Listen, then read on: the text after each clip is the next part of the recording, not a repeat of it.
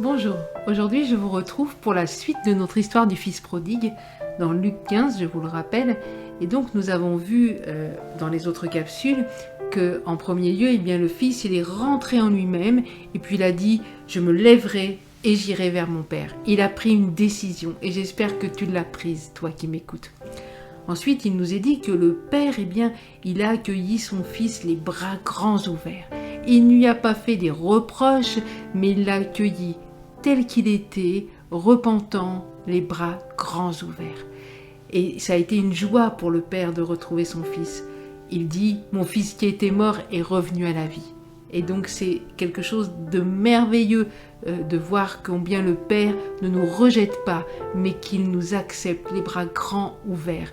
Et malgré notre condition qui est des fois terrible, il nous accueille encore et encore. Ensuite, nous avons vu que le père demande au serviteur qu'on remette une nouvelle robe à son fils, un anneau au doigt, des sandales. Et donc, nous avons vu que le père restitue, restaure, c'est la pleine identité du fils. Elle redevient le fils de Dieu, véritablement, le fils du père, du propriétaire. Et c'est merveilleux. Et maintenant, nous allons voir la suite de cette histoire parce qu'il y a une suite. Donc, il nous est dit, je vous invite à le lire, que c'est à partir du verset 25. En fait, le fils aîné, lui, il était en train de travailler dans les champs. Et puis, il a entendu de la musique, parce que je vous rappelle qu'ils ont fait la fête pour le retour du fils prodigue. Et puis, le frère, donc, il entend de la musique, puis il se dit, mais qu'est-ce qui se passe? Comment ça se fait qu'il y a de la musique comme ça? Donc, il va voir un serviteur, puis il lui dit, mais dis-moi, qu'est-ce qui se passe? Comment ça se fait qu'il y a de la musique là? Et le serviteur répond, ton frère est revenu à la maison. Et là, le frère aîné se met dans une colère et dit, mais c'est pas possible, pourquoi on fait la fête alors que ce frère, il a quitté la maison et puis il a fait n'importe quoi avec l'argent du père et maintenant on lui fait la fête parce qu'il revient. Donc j'aimerais déjà m'arrêter sur ce passage parce que ça m'interpelle, parce que très souvent, nous en tant qu'Église, corps de Christ, nous agissons de la même manière que ce fils aîné. En effet, si un frère ou une sœur tombe et qu'elle s'éloigne donc de Dieu et qu'elle revienne en elle-même ou en lui-même et qu'elle revient au Père, nous trouvons ça complètement injuste et c'est bientôt si nous n'allons pas faire comme ce frère aîné, nous plaindre auprès de Dieu en disant mais enfin, moi j'ai toujours été fiable, j'ai toujours été là dans ta maison, droite comme un i et puis t'as rien fait de exceptionnel pour moi, mais par contre, pour lui qui revient, tu l'accueilles les bras ouverts, tu fais la fête et tout, c'est pas juste. Et on est souvent un peu comme ça, et on a tendance à porter un jugement supérieur même à celui de Dieu. Donc, peut-être il serait temps, en tant qu'enfants de Dieu, que nous puissions avoir les sentiments de Dieu vis-à-vis de nos frères et sœurs qui sont tombés, et d'accepter leur pleine et entière restauration et à commencer au milieu de nous et de nous réjouir quand un frère ou une sœur qui s'est éloigné revient à Dieu, revient dans la maison de Dieu, que véritablement nous puissions changer notre état d'esprit et que nous puissions les accueillir nous aussi comme le Père les accueille. Donc ça c'est ma première interpellation. Ensuite, ma seconde interpellation, c'est l'attitude du frère aîné. Alors d'une part, il se met en colère, mais c'est la jalousie, c'est qui le fait parler, mais ça va bien plus loin que ça, parce qu'il va reprocher à son père va sortir, lui dire « mais enfin, rentre, viens faire la fête avec nous, ton frère est revenu !» Et pensant que le fils serait réjoui d'entendre que son frère était à nouveau là. Et le frère a dit « mais non, comment ça? Lui qui a dépensé ton argent avec les prostituées, tu fais la fête avec lui !»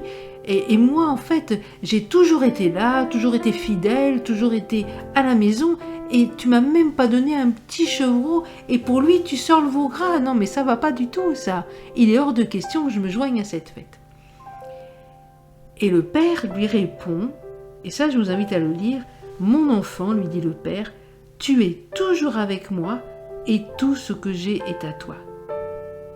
Mais il fallait bien faire la fête et nous réjouir, parce que ton frère que voici était mort et il est revenu à la vie. Il était perdu et il est retrouvé. » voilà un fils aîné qui était toujours dans la maison du Père, qui était toujours dans la maison de Dieu, qui était toujours en présence de son Père, mais qui ne connaissait pas son Père. En fait, il n'avait pas compris comment le Père fonctionnait. Il n'avait pas compris qui était véritablement son papa. Il ne se sentait pas chez lui dans cette maison. Il ne se sentait pas chez lui dans la présence de son Père. Si par exemple une de mes filles vient à la maison et qu'à la fin, eh bien, elle va pas me demander si elle peut ouvrir le frigidaire. Elle va aller se servir elle-même. Et c'est tout à fait normal, elle est chez elle. Ce qui ne serait pas normal, c'est qu'elle me demande si je peux éventuellement lui permettre d'ouvrir le frigidaire. Et de la même manière, nous avec Dieu, nous sommes ainsi. Et parfois, nous n'osons même pas demander les choses, pensant que ce n'est pas pour nous. Or, le Seigneur nous dit, « Mon fils, ma fille, tout ce que j'ai est à toi. » Alors aujourd'hui, je voudrais t'encourager, toi qui m'écoutes. En premier lieu, si ton frère ou ta sœur revient à la maison, revient auprès de Dieu, eh bien, ne sois pas en colère, mais réjouis-toi pleinement, réjouis-toi avec le Père. Faisons un avec le cœur du Père. Puis la deuxième chose, c'est si nous n'avons pas véritablement compris qui est notre Père, si nous n'avons pas pleinement pris ce que Dieu nous offre, pleinement accepté quels sont nos droits avec Dieu, nous sommes héritiers, co-héritiers avec Christ. Si nous n'avons pas encore découvert, eh bien commençons à demander à Dieu quel est notre héritage et rentrons, acceptons pleinement cet héritage qui nous est offert à la croix. Acceptons pleinement la guérison, acceptons pleinement la restauration pour notre propre vie, acceptons les cadeaux de Dieu pour nos vies. Je laisse là votre réflexion et je vous dis à une prochaine fois. Et en attendant, n'oubliez pas que tout ce qui est à Dieu est à vous. Retenez les promesses que Dieu a données dans sa parole et appropriez-les vous à l'intérieur de votre cœur pleinement parce que la parole est la vérité. Et ce que Dieu dit, il l'accomplit. Alors accaparez-vous toutes les promesses du Dieu vivant. Je vous dis une excellente journée.